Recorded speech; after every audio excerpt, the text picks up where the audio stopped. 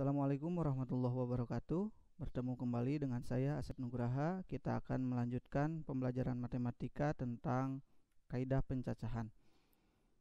Nah, ada yang disebut dengan faktorial, di mana faktorial ini adalah bilangan bulat positif yang dilambangkan dengan n faktorial begitu ya, atau seperti lambang tanda seru.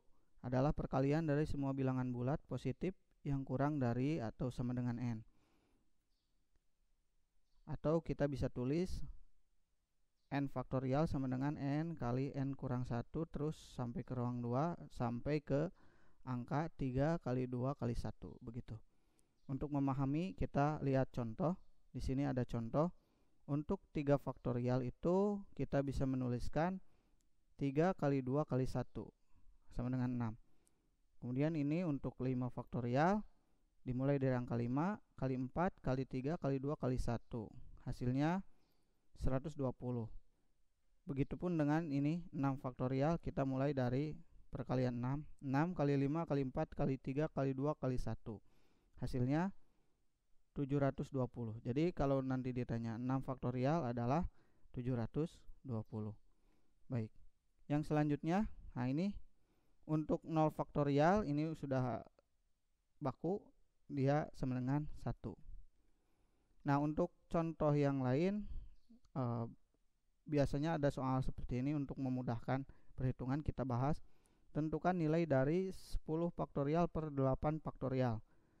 Ini kan kalau ditulis 10 kali 9 kali 8 itu kan lama. Kita bisa jawab dengan 10 faktorial per 8 faktorial itu sama dengan 10 kali 9 kali 8. Sudah dulu sampai sini difaktorialkan begitu. Artinya ini nanti ini bisa coret dibagikan begitu ya. Jadi tinggal 10 kali 9 sama dengan 90. Atau ada contoh yang lain seperti 11 faktorial per 10 faktorial ditambah 9 faktorial. Kita bisa tulis ini dengan 11-nya ditulis sampai perkalian 9. 11 kali 10 kali 9. Ininya difaktorialkan sesuai dengan faktorial terkecil yang ini. Begitu ya, ini 9 faktorial, ini 9 faktorial. Kemudian yang 10 ini kita bagi 2, 10 kali 9 faktorial. Dimana sekarang sudah ada 9 yang sama ini. Maka untuk memahami ini dari mana? Kita keluarkan yang 9 faktorialnya, 10-nya dari sini, satunya ini kan angka 1 begitu ya. 1 kali 9. Maka kita bisa lanjutkan dengan 10 tambah 1 itu 11. Ini 9 faktorial sama. Nah, ini bisa dibagikan. Ini juga kebetulan bisa dibagi. Maka hasilnya 10. Begitu kira-kira untuk faktorial. Dan ini adalah dasar untuk memahami materi selanjutnya, yaitu tentang permutasi dan kombinasi. Nah, kita bahas satu-satu untuk permutasi terlebih dahulu. Permutasi adalah cara menyusun suatu percobaan atau kejadian dengan memperhatikan urutan. Ini ya, memperhatikan urutan ini yang harus digarisbawahi. Di mana kita bisa notasikan AB itu tidak sama dengan BA. Contohnya, kita belum ke contoh, nanti kita akan contohkan.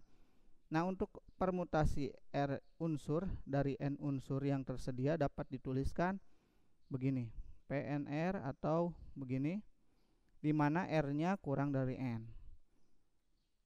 Nah, untuk rumusnya ini ya, untuk permutasi N faktorial per N kurangi R faktorial. Contohnya begini. Dalam suatu organisasi, misal akan dipilih seorang ketua, seorang sekretaris, dan bendahara.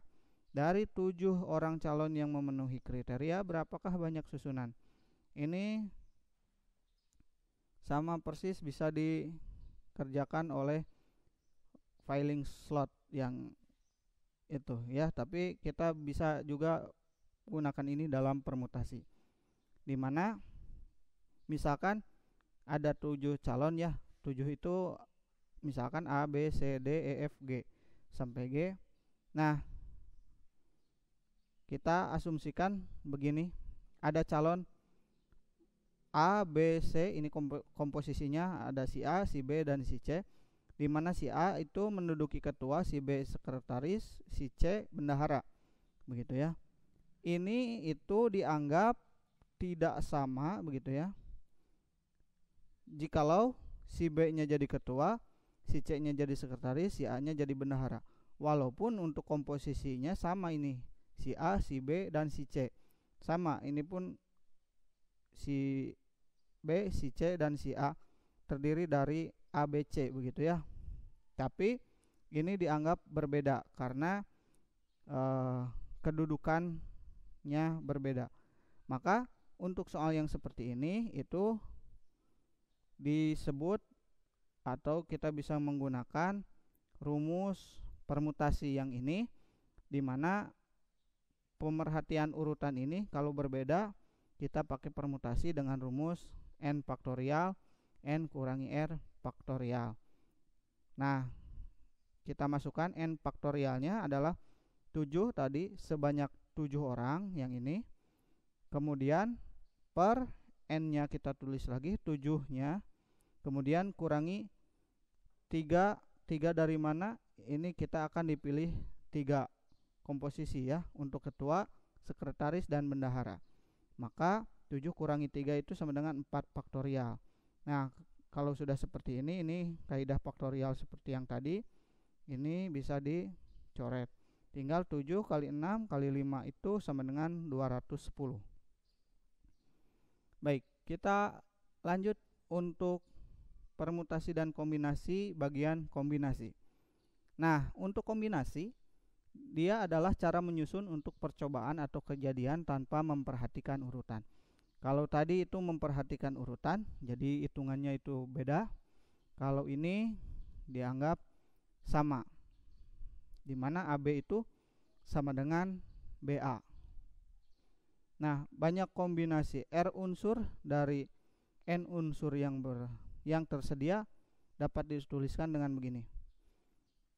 Kombinasinya N faktorial per N kurangi R faktorial dikali lagi R faktorial, begitu.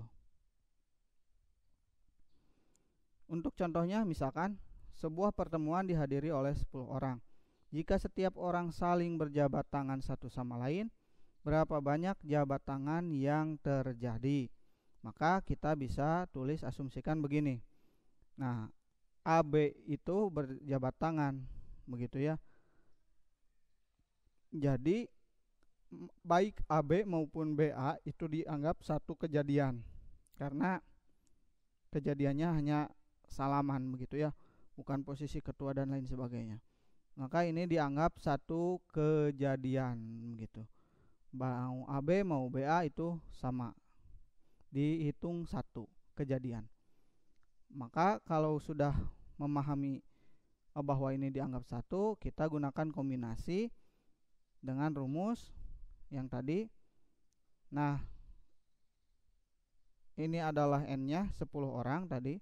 Kemudian untuk setiap saling berjabat tangan, jabat tangan itu kan dilakukan minimal oleh satu kejadian itu oleh 2 orang, begitu ya. Maka kita bisa tulis 10 kurangi 2 faktorial dan dikalikan lagi 2 faktorial. Maka kita bisa kerjakan ini dengan 10 faktorial per 8, ini 10 kurangi 2, kemudian 2 faktorial. Kita bisa tulis sampai 8 faktorial karena ini bisa dibagi. Kemudian yang 2 faktorial ini kan 2 kali 1 2. Ini bisa 10 bagi 2 itu 5, begitu ya. 5 berarti kali 9 itu 45. Baik, di sini kita ada contoh soal di mana ada seorang siswa diminta untuk mengerjakan 8 soal dari 10 soal. Tetapi soal nomor 1 dan 5 harus atau wajib dikerjakan. Pertanyaannya, berapakah banyak pilihan yang dapat diambil siswa itu? Kita akan jawab dengan pola seperti ini dulu. Kita asumsikan soalnya ada 10, di mana dia hanya diminta untuk mengerjakan 8 soal saja, ya. Maka totalnya itu berarti bukan 10 soal tapi 8 soal. Tapi dari 8 soal itu juga ada ketentuan lagi, nomor 1 dan nomor 5 ini wajib dikerjakan. Jadi sebetulnya ini tinggal sisa 6 pilihan. Nah, di sini artinya dia hanya bisa memilih 6 dari 8 soal ini. Begitu ya. 1 2 3 4 5 6 7 8. Nah, dari 8 soal yang tersisa ini dia harus pilih 6. Karena total yang harus dikerjakan adalah 8 soal. Maka dengan rumus kombinasi yang tadi, nah, kenapa kombinasi ini? Karena dia tidak memperhatikan urutan, mau soal nomor 2 dulu, mau soal nomor 3 dulu. Yang penting 8 soal dikerjakan, 1 dan 5 wajib. Kombinasi 8 dari 6 begitu ya. 8 soal yang harus dikerjakan, di mana dia memilih 6 sisanya begitu. Karena nomor 1 dan nomor 5 wajib. 8 faktorial, 8 kurangi 6 berarti begitu ya.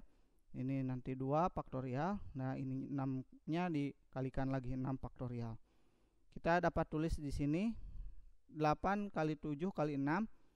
6-nya difaktorialkan karena berhubung di sini angka terbesarnya 6 faktorial. Nah, ini bisa dibagi begitu ya. Kemudian 8 yang ini juga 2 faktorial, itu sisa 4 begitu. 4 kali 7 itu sama dengan 28. Jadi ada 28 pilihan yang dapat diambil siswa itu untuk mengerjakan 8 soal dari 10 yang tersedia, di mana 1 dan 5 itu wajib. Nah, untuk yang terakhir ini ada soal latihan mandiri, silahkan dicatat, di pause videonya, kemudian dikerjakan di buku latihan. Sekian video kita hari ini. Assalamualaikum warahmatullahi wabarakatuh.